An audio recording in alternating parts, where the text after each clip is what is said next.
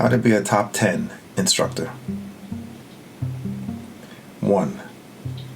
Follow the master's teachings. If this is confusing, if this is challenging, you should not be teaching. 2. Keep an open mind and an open heart. To be a great teacher, to be an excellent instructor, your mind has to be clear and open. It cannot be rigid or closed. Your heart must be clear and open. You cannot have negative feelings in your heart toward the students, or carry something inside of you that may have come from outside, another place, another time. Otherwise, you contaminate not just the class, but the entire school. 3. Plan your class. Work your plan, but also be flexible. You have to know what you're going to do before you start your class. You should stick to your plan, and yet you have to be flexible, because the class, the terrain, may be quite different than what you expected. An instructor that's inflexible is a terrible instructor. In the martial arts, we aim for flexibility, not just in the body, but also in the mind, and also the heart and soul. 4. Have no expectations, but be open to possibilities. Have your plan, work your plan, be flexible, but have no expectations. Without expectations, you can adapt rapidly, easily, effortlessly.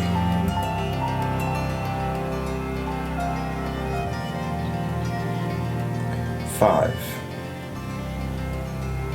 Treat every class as it's a first class and a final class.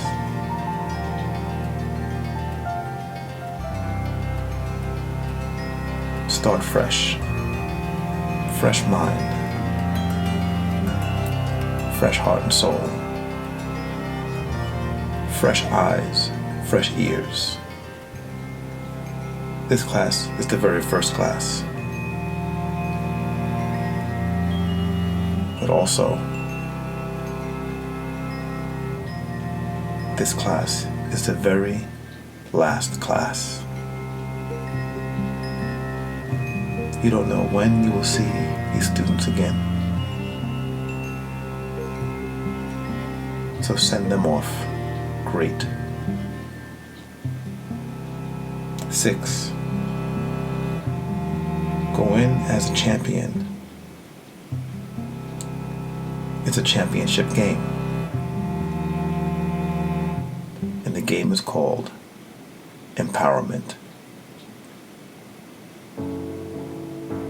We're in it to win it. When you enter your class, know that you are a champion and you are going to succeed. Know that you're going to empower every single individual in this class. Have that kind of confidence. Yet, no ego behind it. I like to think of ego as edging greatness out. We don't want to edge our greatness out. We don't want to edge the greatness of the class out. We don't want to edge the greatness of our school out. The ego is always edging greatness out. And the bigger the ego, the more greatness is being edged out. 7. Touch as many as possible in every class. Touch as many as possible in every class. That means physically. That means mentally. That means soulfully. When you touch a heart, you touch a soul. And when you inspire, you light a fire. That's touching the spirit. Always remember, touch as many as possible in every class, but also in every way.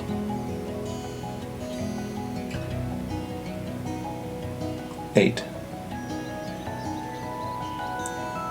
Train your extra brains and practice extended awareness. We have 3 main brains, not just the one that's in our head.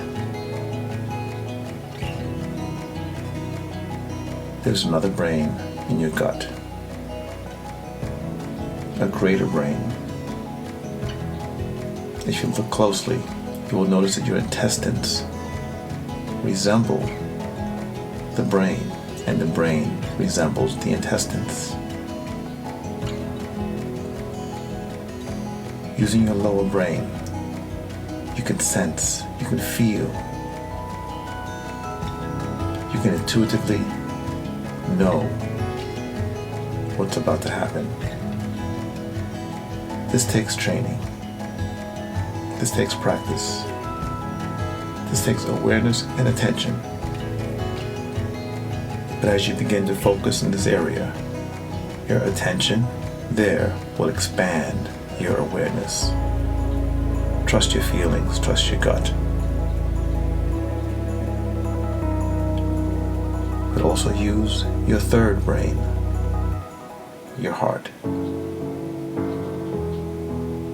Your heart is much more than a blood pumping organ. Your heart is a sensor. It can pick up energy and energy fields. Learn to use extended awareness. Do your best to practice.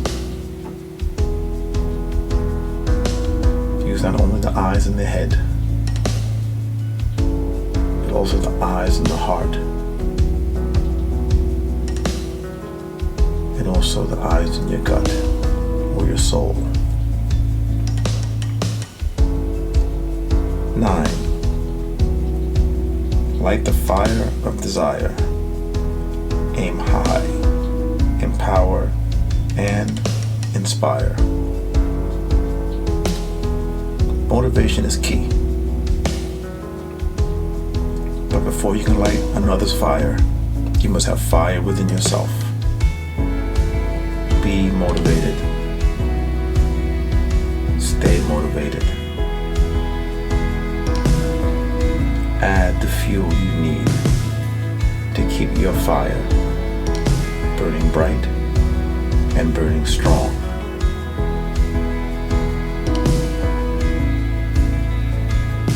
When the instructor or teacher's fire is burning bright and strong, people can see the light from a distance and feel the heat. That's the essence, the beginning of motivation. Light your fires, keep them strong, and and then do your best to light the fire of all those around you. 10. Always remember, the class is an ocean. As instructor or teacher, you are the tide, and every ship must be raised.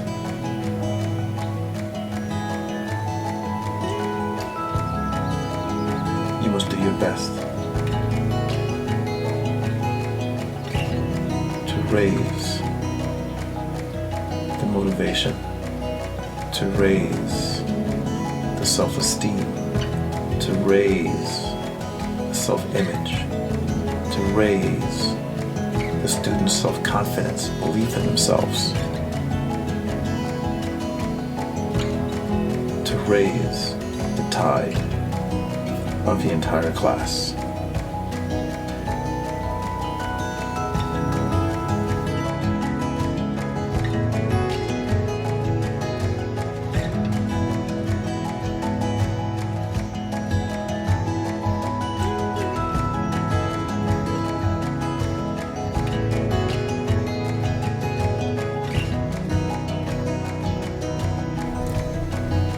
To truly excel in the martial arts and to reach your highest potential, you have to remember the 2 T's: training and teaching. Training helps teaching, and teaching helps training. It is the giving and receiving. It is the balance of yin and yang.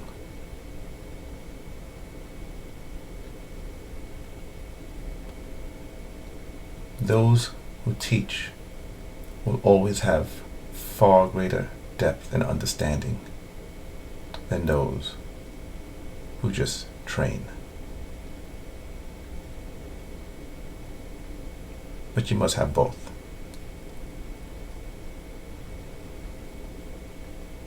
One mistake that most people make is thinking that if I just train and practice my martial arts, I'll just keep getting better. That is partially true. You will improve, but nowhere near the level or the capacity that you would have improved if you were teaching. And that is also, by the way, teaching properly. So many make this mistake. They train. And some excel very high in the martial arts. Some become even champions in martial sports. But then, even they,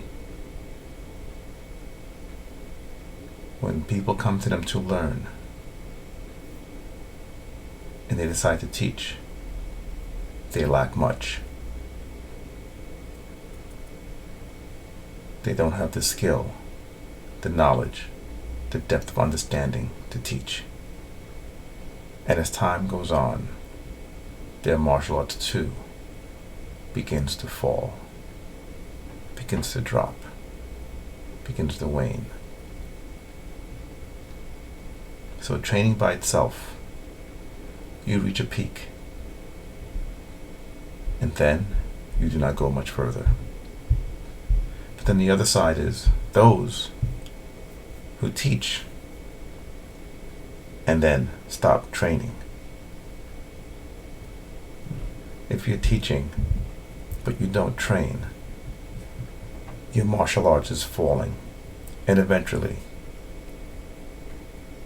the very people you are teaching will have to move on because they will outgrow you. Yin and yang must always work together. There should always be a balance. The excellent martial artist understands the balance between training and teaching, and the importance of teaching and training. Be wise. Be smart. Learn how to teach. And learn how to teach to improve your martial arts. And learn how to train to improve your teaching.